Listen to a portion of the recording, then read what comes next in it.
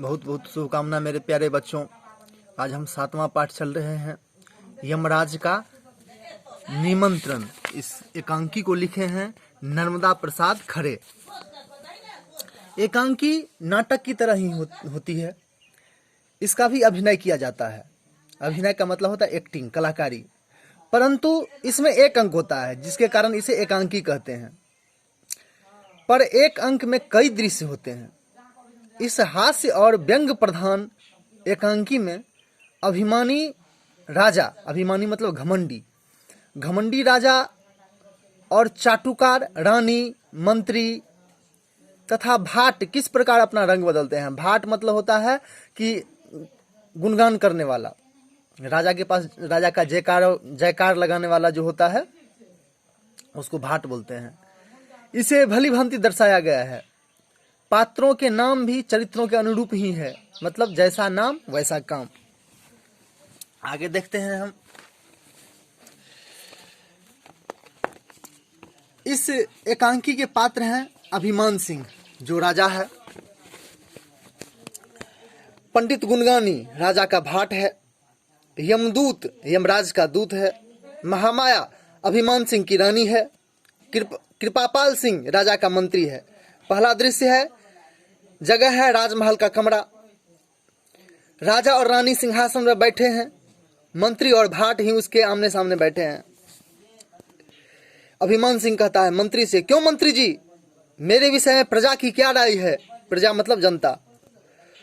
कृपापाल सिंह, महाराज सारी प्रजा प्रसन्न है, छोटे बड़े सभी आपकी प्रशंसा करते हैं। आपकी सच्चाई, दया और न्याय को भला कौन भूल सकता है? अभिमान सिंह कहता है, अर्थात राजा, रानी आप मेरे बारे में क्या सोचती हैं, सच सच बताइए। महामाया कहती है, महाराज आपके समान कोई दूसरा राजा इस धरती पर नहीं है। अभिमान सिंह कहता है, गुणगानी जी आप मेरी बड़ाई के गीत तो रोज रोज गाते हैं, पर आज सच सच बताओ कि मैं आपको कैसा लगता हूँ। गुणगानी पंडित, अन्नदाता मैं कभी झूठी बड़ाई नहीं करता। आपके एक एक गुण की प्रशंसा पर एक एक पुस्तक लिखी जा सकती है। आप ऐसे वीर हैं कि आप चलते हैं तो पृथ्वी डगमगाने लगती है, हिमालय थर्राने लगता है, शेषनाग के पीठ पर छाले पड़ जाते हैं। लक्ष्मी तो आपकी आंखों में रहती है, सरस्वती तो आपके जीभ रूपी कमल पर बैठी बीना बजाती है। आपके प्रताप से चंद्र सूरज चमकते हैं। यदि आप न हो तो सब जगह अंधेरा ही अंधेरा फैल जाएगा। महाराज आप तो बस आप ही हैं।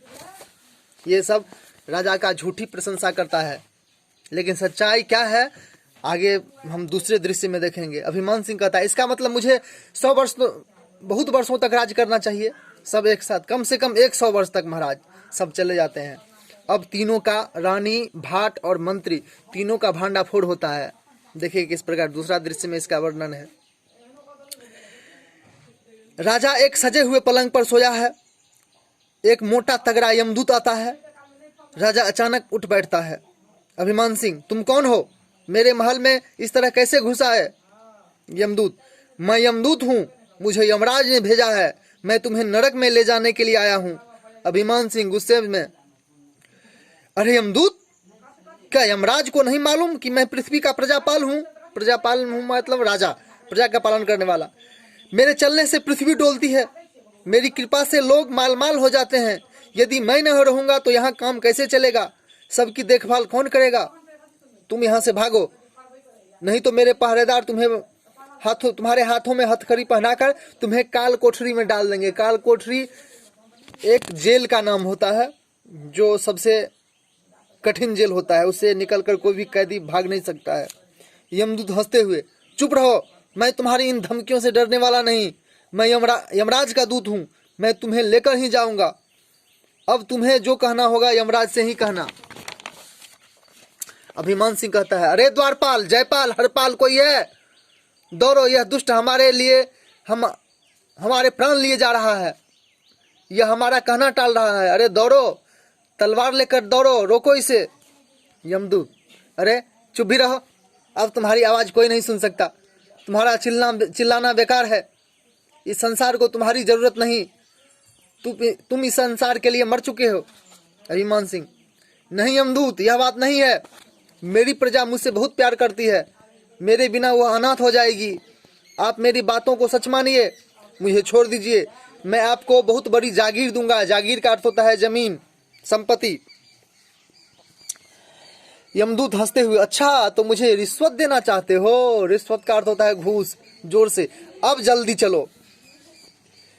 अभिमान सिंह कहता है, दूतराज, मैं आपके साथ चलने को तैयार हूं, पर सच मानिए, मेरे न रहने से राज्य का सारा कामकाज बिगड़ जाएगा।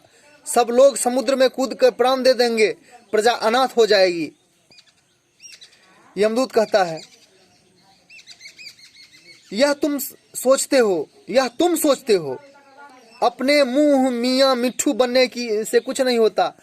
अपने मुंह मियाँ मिट्ठू का अर्थ होता है, ये मुहावरा है, इसका अर्थ होता है अपनी बड़ाई खुद करना।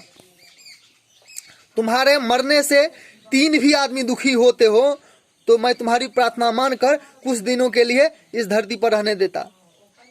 अभिमान सिंह, आप विश्वास कीजिए, लोग मेरे बिना बहुत दुखी होंगे। आप चाहे तो परीक्षा लेकर देख लीजिए।